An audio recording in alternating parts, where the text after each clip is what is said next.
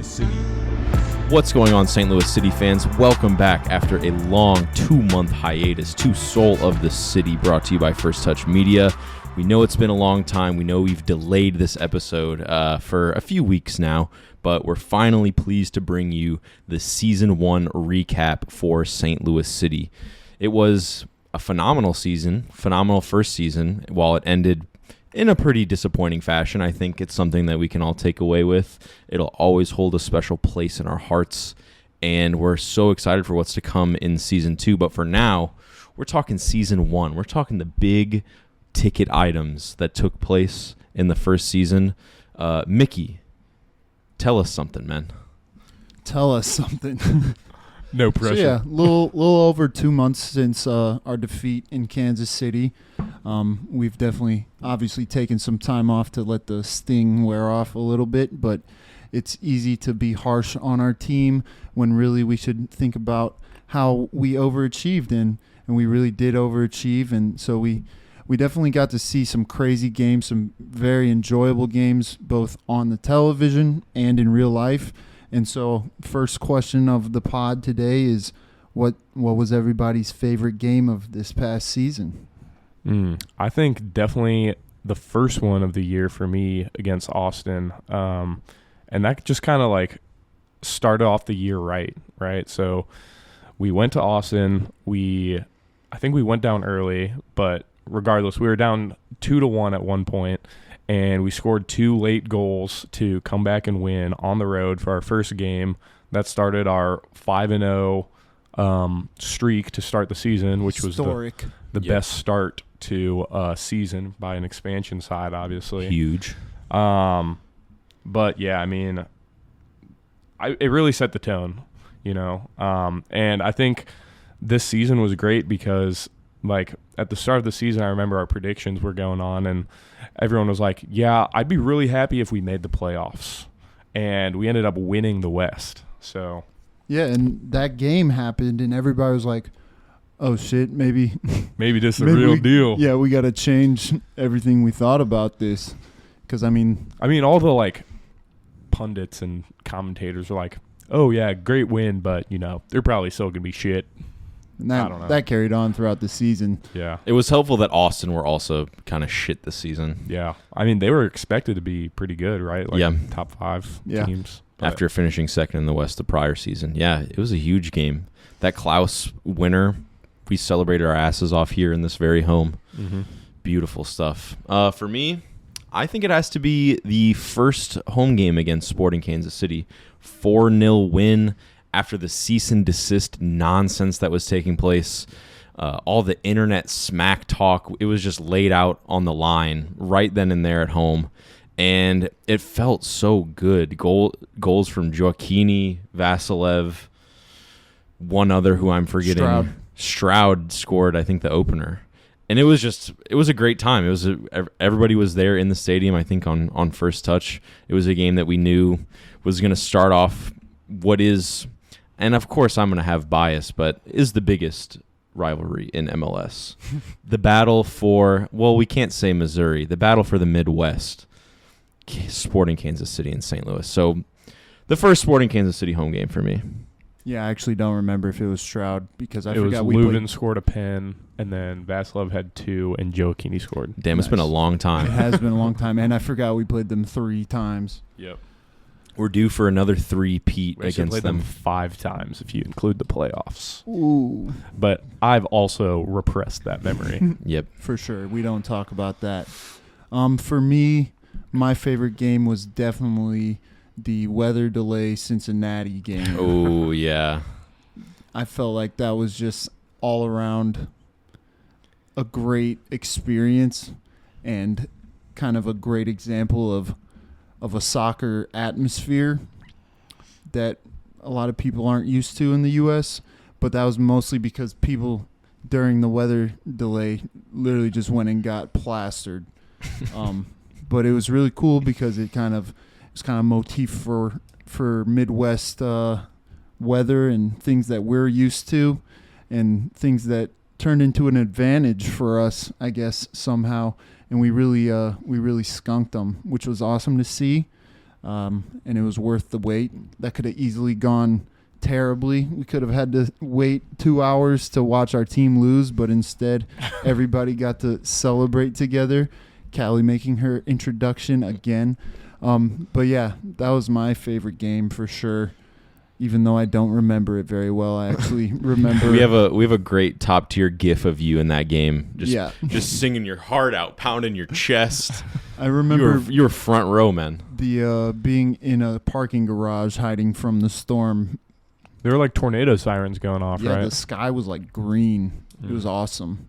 Yeah. And it was really awesome because everybody from St. Louis kind of just hanging out outside watching it happen. Yeah. But yeah, that really resonated with me and was kind of part of who we are as a team and as a supporter base. So that was definitely my favorite game. I always wonder what that game would have looked like if MLS's MVP Luciano Acosta played. I always am just curious. You're always on that shit. I'm just trying to think outside the box. But yeah, 5-1 is... Yeah, what can one man do against a 5-1? Matt Miazga was looking shaky. It was an awesome game. Awesome game. Next question. Next question. Sorry, Jonah. Jonah's got somewhere to be. Move Everybody. right along. Callie just brought in a message that Jonah is expected somewhere. Next question. Who is your player of the season, your MVP? I think there's two favorites for this. You get one. I would say Berkey is mine. He just, I think his veteran presence did, not unspeakable, It's hard to say what he brought to the team other than obviously his great saves, but I think that there's something you can't really quantify that he brought to the team with his leadership and his experience playing in the top tier in Germany, playing in Champions League. Plus, his saves were just crazy. He led the league in what's the stat? Goals minus expected goals or something. And yeah, I think, if we didn't have him, it would be a completely different season for us. I have to agree with you. I'm going to have to say Roman Berkey as well. It's just, he has a winner's mentality, and I think we see that in his post-game press conferences pretty often. Towards the end of the season, when the playoffs were looking pretty bleak, he was pretty outspoken about, you play how you practice how you play. And it was clear that, the team wasn't up to his standard. And having that guy be the captain of St. Louis City makes me so proud. And his performances were just absolutely incredible. Some of his saves were just, I hate to throw the word world class around, but man, his anticipation is MLS top class. No one is touching him. For sure. Well, now I feel pressure to pick somebody else. You don't have to. Do whatever you want. I think Berkey is easily the player of the season. Leadership, experience, quality. He's there night in, night out. He didn't get injured. Just being solid at the back every single night. You can't really replace that. If you ask the question, where would we have ended if he was not on our team, I don't think we touch first place. It would have been a very different season, and I'm just thankful we'll have him for a couple more years at least.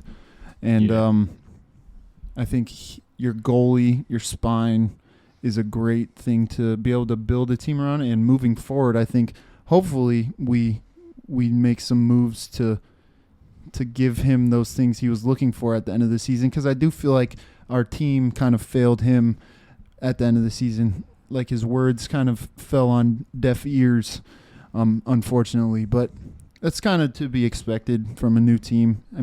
Like I said, he's got the experience across way more than MLS. So I'm expecting these young and new players to be able to buckle up and get their act straight in times of pressure. Was a tall task, after asking them to get to that point. So no ill feelings there. Yeah, but the things that he was saying at the end of the year, for anyone that doesn't remember, is like he was kind of criticizing how the team was practicing. Like, you practice or you play how you practice. And we could kind of see that in the games. We weren't really looking up to snuff. So, yeah, I think,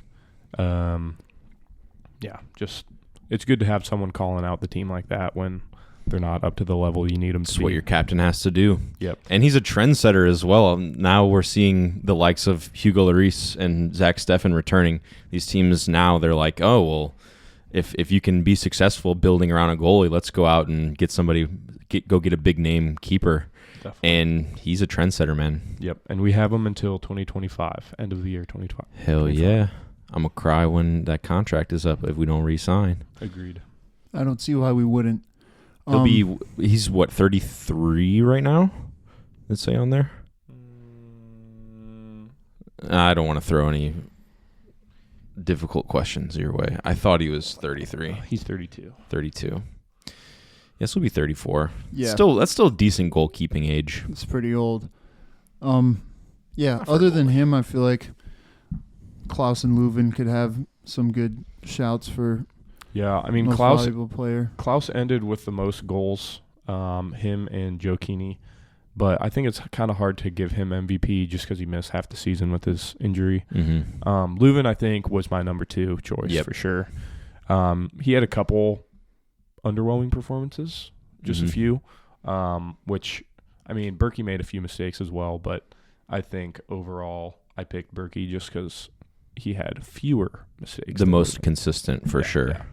But Leuven still had a great season. I think he's one of the best center mids in the MLS, easily. Yeah, I would love to see him kind of change his leadership perspective and try to bring players up a little more frequently in game. I think that would be something, because I feel like his actual soccer playing bag is pretty deep, but I'm talking about that personal connection bag. What you got to touch somebody's heart. Yeah, and holding himself to a higher standard. I feel like he has a tendency to get complacent when things aren't going as well as they could be. But yeah, him, Berkey, Leuven, and Klaus, I feel like are 3 players that without them, even though we didn't really get to see us without Berkey, Yeah, Leuven and Klaus, without them, our game changed so much for the worse in a lot of ways. Klaus we made do without Klaus after a little bit of a learning curve. But yeah, agreed. It would have been better to have him the whole year for sure. So yeah, Berkey number 1. That's all that matters. easy clap. Next question. QB1. Our next one is on the other end of the spectrum. Flop of the season. This should be a fun one. Yeah. I know mine. Mine is definitely Thomas Ostrak. And I'll say that partially because he is the 5th highest paid player, 5th or 6th. 6th highest paid player on the team. And he didn't do it. He couldn't hold down a starting spot. You would see him whenever he would be playing and he had the ball and he would be dribbling. He would just keep his head down. He'd dribble into players. He wouldn't make good passes. His shots, he scored a couple goals. But yeah, he's my flop of the season. I feel like he gets a bad name because he was like our first incoming person that we all got really, we got probably unnecessarily excited about him. And we had really high expectations just because it was brand new to us and we really expected the world from him. But also, he sucked. So, he did have 3 goals, 2 assists. Yeah. So, and his good best bench performances player. his best performances were coming off the bench, were being subbed Yeah. on. I'm pretty sure that's where he scored majority of those goals and assists. Yeah, but for the price we're paying him, we probably expect a little bit more. So we're that's paying a good him. shout. We're paying him too much to be a bench player. yeah. And I do think he would be an all right bench player for depth, but yeah, we're Got to just take that pay cut. Breakout season incoming. hopefully Starts over who? we'll see. We'll see, man. Okay. It's all about internal competition. Yeah, I guess it depends on who leaves. If too. he's proven it to the gaffer, give him the starting spot. For me, flop of the season, it's pretty easy. It's John Nelson. I think, and it's so funny. We saw it on Twitter. People were talking about how John Nelson was a part of a pretty poor Cincinnati side. Left Cincinnati. They went on to win Supporters Shield. This year we ditch John Nelson. Can we put together a Supporters Shield winning season? Coincidence? Without him, we're one step closer. Hey, all I know is that I'm just glad that his energy, I feel like, was always off. We saw a couple times him jogging back on defense. It just wasn't a good look, and it made sense why he was dropped to the bench and the likes of Kyle Hebert had to step in at left back. It was just, he was unimpressive. He just seems like he suffers from getting a big head from like one good performance. Like, I feel like he thought that he had good performances in games that we lost. Yeah. So like, I don't feel that way. I know that he thought he did. He had a few good moments, Yeah. I will say. A few good but then games. instantly. Yeah, but go then to his head. the next game, he would be complete garbage. Yep. And it's like, yeah, if he has the attitude where like, oh, we lost, but I had a good game. Maybe Like, he should who be a cares? winger yeah, then. maybe Yeah. get off my team. You can't be like that and be a defender. And I mean, he's with the Galaxy. He's just gonna rot the bench, I think. So sorry, Jackson bro. making some moves. Rest in piss. Yeah, he We'll probably break will. news. We'll break news on him in 5 years. Who's your flop of the for season? For me, because you guys yet again took the good ones. You I can feel go first like next. Torreson did not do very well for what, again, our expectations were, but also I feel like no part of his game looked that good once he came to us. You know what I mean? Everything that we thought we were getting out of him just kind of wasn't there. And hopefully it's just absolutely different this season. And he still had goal contributions and he still looked good in moments. But I think we were just expecting or hoping for something a lot better than what we got.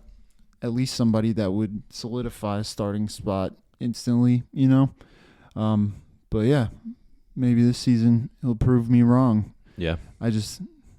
There'll There'll be opportunity with, well, I mean, it's kind of hard not to touch on, but without Jared Stroud this season, he'll have an opportunity to play that winger role. So and we'll touch on that a little later. Yep. Got something good. Okay. So next on our list, Jonah, don't bite me. Don't yell at me yet. Next question. What was your guys' goal of the season? Ooh. Want to go first this time? I don't go think you ahead. guys will take mine. Okay, I'll go ahead. Even though I got two picked just in case you guys took one of mine. I will go with so mine is can I say which two mine is Yeah, go between? ahead. Yeah. Mine is between the Klaus goal versus Sporting. Which where- one? The one where he like it got flicked up and then he hit it with the same foot, like kind of outside the foot bang. Yeah. Filthy. Shit was crazy. I think that's goal of the season just purely based on technique.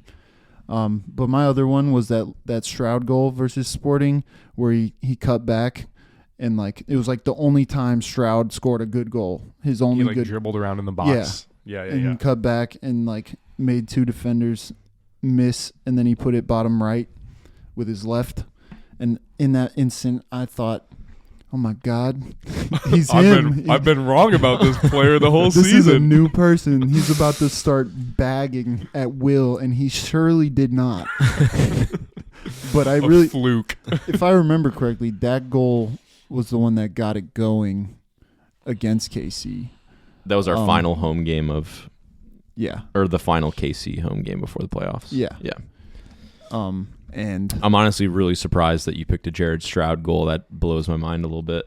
well, because I think, and I might be dead wrong, but No, that was our second goal, but it happened 2 minutes after our first one. So I think that one really blew it wide open.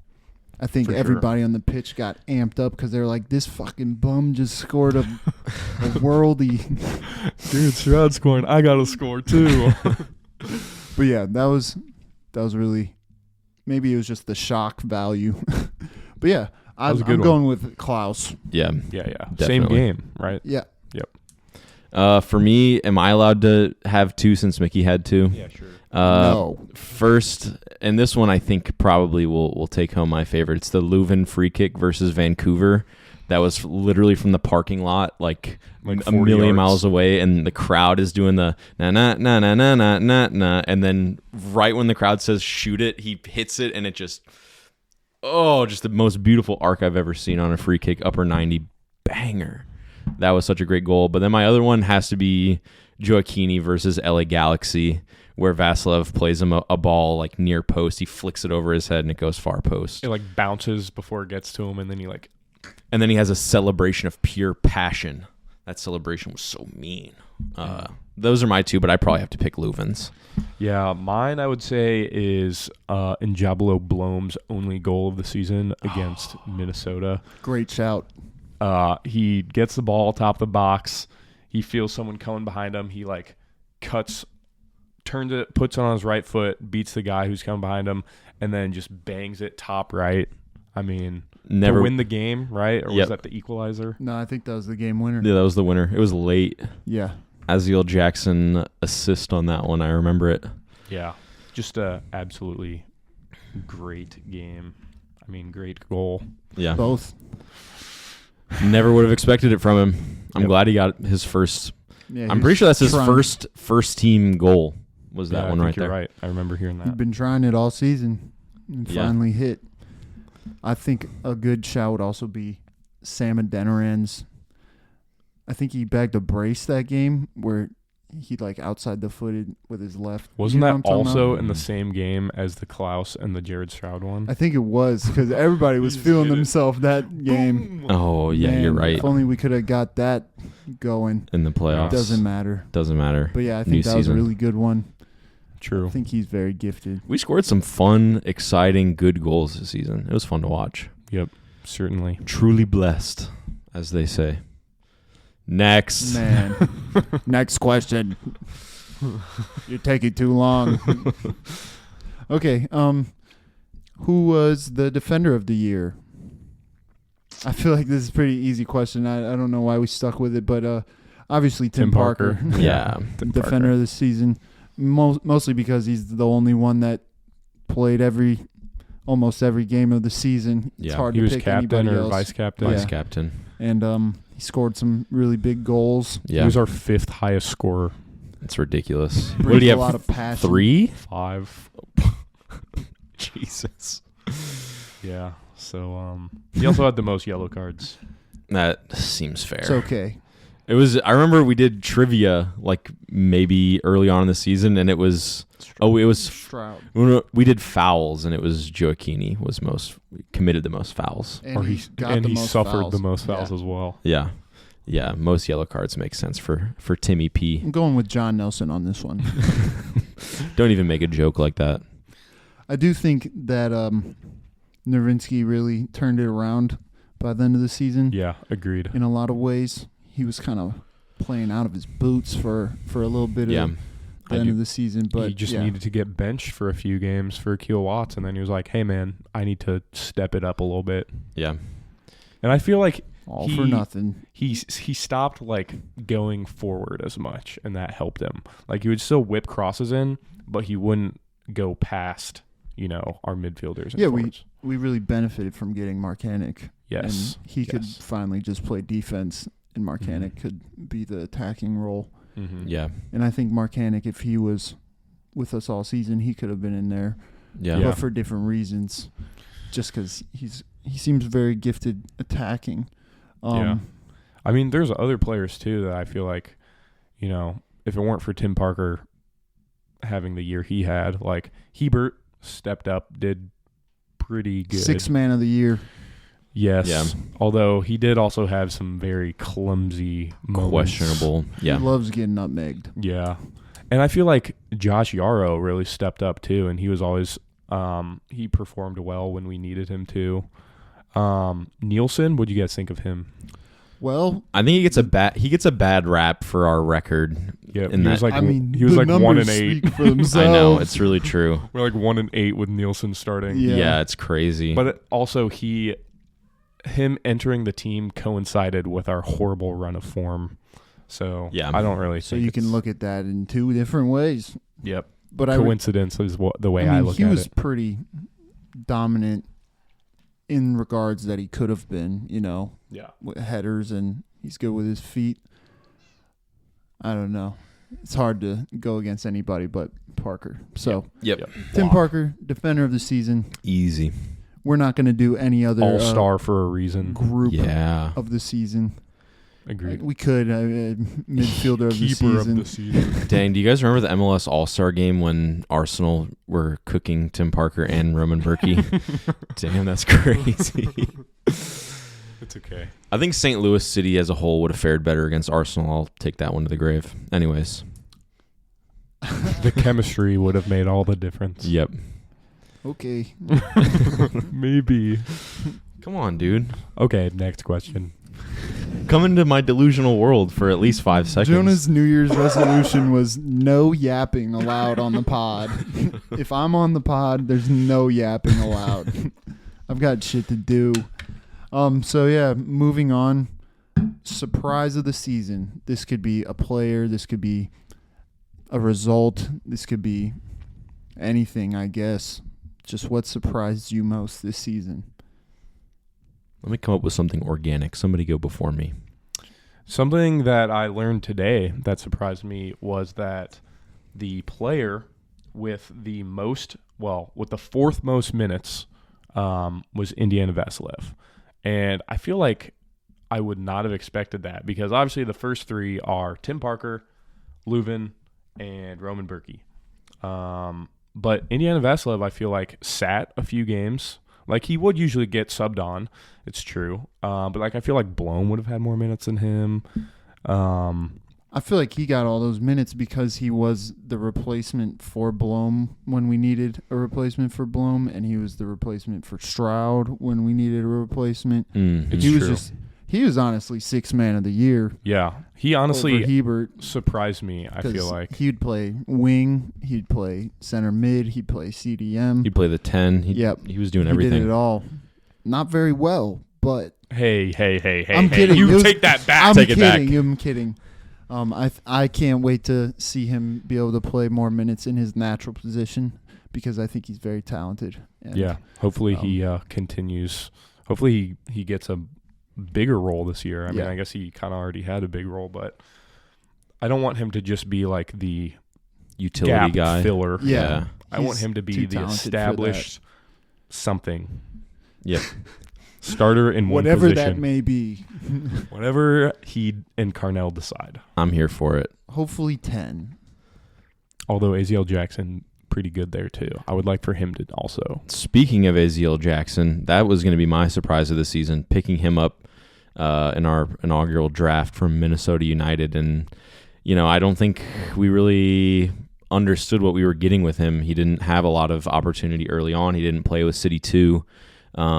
But, once those opportunities started coming for him, he really impressed and had a deep bag, played the 10 really well in some games. I think some games he probably didn't perform up to what his standard probably is, but I was very impressed with many games from him. Yeah, a Yeah. lot of people threw him to the dogs pretty early on. But Yeah. Mm-hmm. yeah, Garrett. that's a really good answer. Fuck you, Garrett. Fuck you, Garrett. You Yeah, thought you was getting away. He thought he was safe. No. I think that's a good one too. I think that some of his inconsistencies are just due to his age because he's only like 20, 21, right? 21, I think. So yeah, I remember when we got him from Minnesota, he was like, I think he had created the most chances in MLS Next Pro at Minnesota. Oh, yeah. Or like first or second in the league. But yeah, I definitely didn't think that it would translate to the MLS. So, yep, surprise. Good shout. I support shout. I am a Next. shout supporter. Oh, wait, no, I got to go. Yeah. My surprise of the season, and you guys aren't going to like this one, but was us going absolutely ice cold after we won the West. Just absolutely looked like every player on the team Yep. was playing with two non-dominant feet. That's a good shout as well. Just the fall off was crazy. Sorry, positive surprises only. No, it's okay. Because that was definitely the biggest shock for me. It was a shock. Was just riding high, and then, Jesus Christ, I don't even know. I won't try to put it in words. Everybody that's listening, They already experienced it. Mhm. So, yeah, that's my surprise of the season. Hopefully, I'll have a better surprise next year. Other than that, that's what I got. I mean, I'd be interested. I think we could do most improved. Or how about this? Who's one player that didn't have the biggest impact this season, but I think this next season, or you think this next season will make a much larger impact? You want to go first? No. I'll go first then. I think I'm thinking what you're thinking. I think I'm thinking. I what think you're we're all thinking. probably thinking the same thing. All right, everyone say it on the count of 3. Ready? 3, 2, 1. Celio. You said on the count of 3, and then you said 3 for you counted backwards from 3. Yeah, sorry, It's okay. I'm Yeah. brain dead. Celio, I mean, he came on in that final game against Sporting, and I think that was telling for what we're going to see from him in the next season. That's the kind of stuff we want in the team. Yep. Every game. It looked like his confidence was at an all-time high too. Yeah. in That's that because game. he had nothing to lose. Yeah, he was Sure. out there just trying to put the team on his back, but But I wish we could have played every game with nothing to lose last season. yeah. Felt like we won something and then that was it. Yep. So yeah, I hope to see Celio get a lot more minutes. I hope he can find a way to get a starting wing spot. That'd be sick. Yeah. Agreed. Hopefully our tactics change a little bit so that it allows him to be himself a little bit more. I'm hoping to see some tactical differences this upcoming season.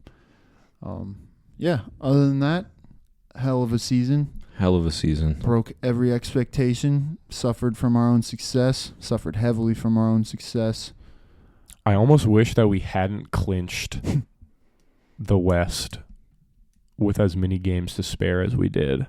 Because I feel like if we were fighting for it up until the last day, then we would have still had that drive in the playoffs. Yeah. And that's a common theme in any sport that has a playoff like ours, is that the team that is most hot, the teams that are most hot at the end of the season go further, and we were probably the coldest team in the MLS by the end of the season. Well, also our bye week, the only bye week we had was the week before playoffs, Yeah.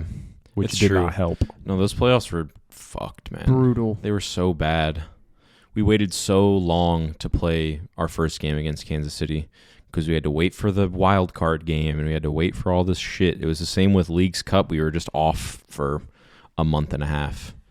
So fix your shit, MLS. Please. You got shit to fix. Scheduling shit, number 1. Number 2. Yeah. Inter Miami, get a fucking hold on this shit, or it's gonna turn into a Show me the retirement league. contract. Show me their contracts. Yeah. What are you paying Luis Suarez? I must know. How is this legal? None of it was We could do a whole legal. episode on improvements we think the MLS can make. MLS not gonna like that, but we don't give a fuck. Oh man, if we all disappear and just know who it was, It was the CIA. Don. it was Jonah, Don because we Garber. yapped too much. Okay. Yeah. Do we want to talk about who all we cut? We want to play some taps and round this episode out.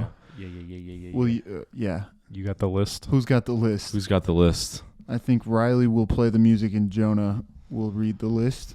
Does that Sounds sound good. good? Okay. Mickey, keep yapping while I pull it up. Okay. Man, it's crazy how when you tell me to yap, I can't seem to do it. But anytime I shouldn't be, I do it with ease. I think João Klaus's goal in our last game of the playoffs could have been goal of the season if we won. but What was it the goal wasn't. again? Refresh me. It really wasn't that good, but it was Wait. a header, wasn't it? We only scored 2 goals. One was Celio, one was Tim Parker. Oh, really? Yeah. What the hell am I Can't talking remember. about? Can't remember. I've repressed That's all all right. playoffs. I got it pulled up. Nice try, though. I really You appreciate told it. me to yap, and Yep. I yapped. You got it. All right. Well, now it's time to honor the St. Louis City players who no longer will be playing for St. Louis City.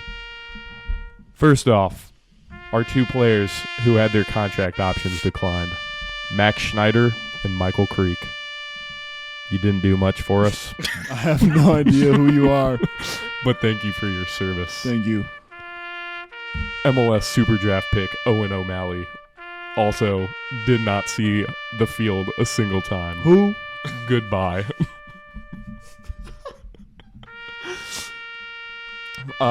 Next up, the 2 players who did have some minutes for us, John Nelson and John Bell.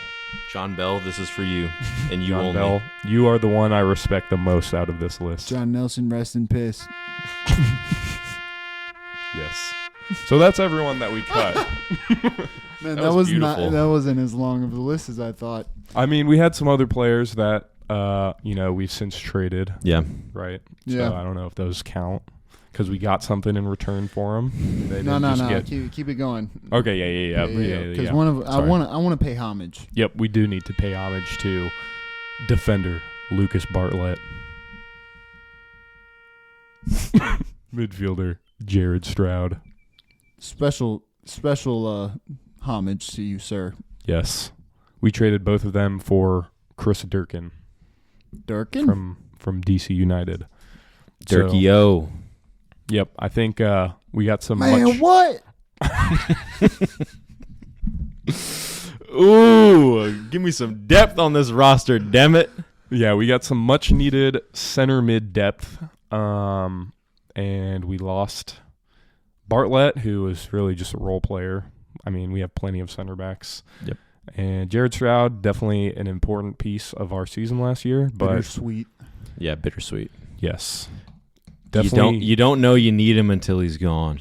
definitely We'll sweet, but also slightly bitter. Hey, 10 G+A on the season is not bad. Needs to be replaced. It's true. It's true. Yeah. Well, do you guys have anything else? I'm so excited for. I mean, this was the end of our first season of Soul of the City. It's been fun. I know this episode took a long time to be published. And season 1, the curtains are being drawn, but a brand new stage is being set for our second season. We're incredibly excited, not only for this podcast that we do on a weekly basis, but we're also excited to get out there and talk to you St. Louis City fans who are at the games, who know ball, who want to talk to us about expectations, about what they think of the team, about what they think of the MLS, you could tell me your life story if you really want, and we'll listen. Riley will listen. I'll listen because I'll be talking to you. You've really set the bar high for this one. Yep, but we'll in one of our upcoming episodes we'll talk more about other moves that we've made with transfers and some rumors maybe and Expectations for the next season. Yeah. Yeah, so you guys got anything else? No, it's good to be back. Season is. 2 on the way soon. My nerves were back. Yeah. We were rusty. Yeah. Let us know what you Next thought. question. Like, comment, subscribe. Give us a comment, you guys. Tell us what you thought. Season 2 is coming soon. Thank you guys for joining us. Peace out. Thank you for watching this episode of Soul of the City, brought to you by First Touch Media and Anchor FM. Make sure to check us out on YouTube at First Touch Media, and all of our socials are at First Touch 314. Thank you for watching.